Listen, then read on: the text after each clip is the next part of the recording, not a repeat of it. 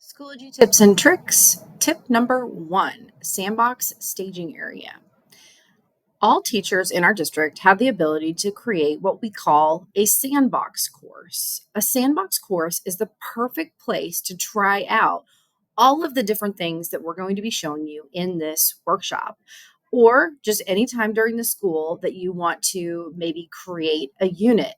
Create it in your sandbox so that you can do all of the things that you want to do for that unit without it being visible to your students. You can also unpublish in your course, but sometimes it's nice to just play in your sandbox to build things.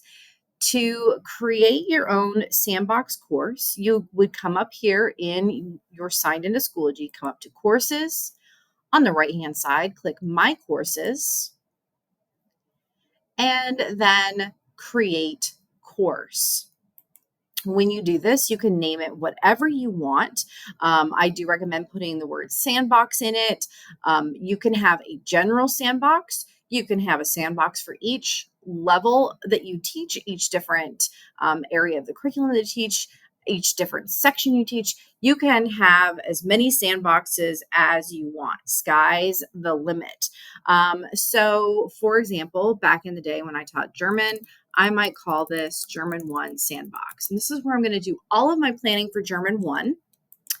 And then I can transfer my completed things over to my actual course when my course goes live. Because this is another great thing that you can do is over the summer, if you are working on anything over the summer, hopefully you're also taking a lot of time to decompress and not think about school. But if you are, your Schoology courses will not be live for the upcoming school year until very close to the start of the school year. So Sandbox is the perfect place to build your curriculum, build your first unit, build the things for your students, and then transfer it over.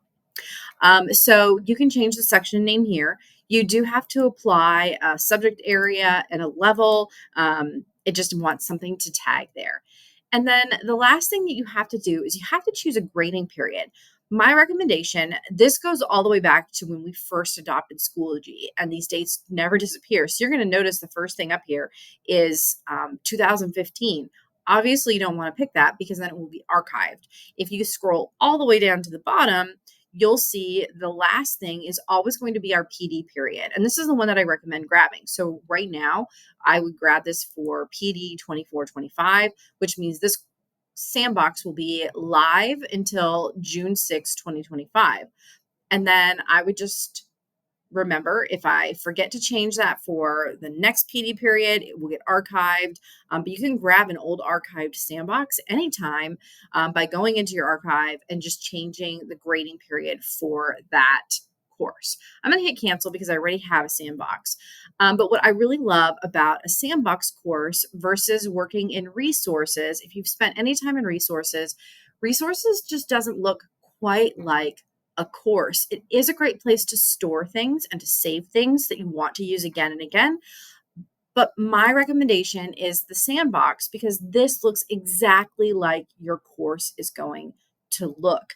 When I open a page, it's going to look just like a page in my course, whereas resources doesn't quite mirror what you would see with your students.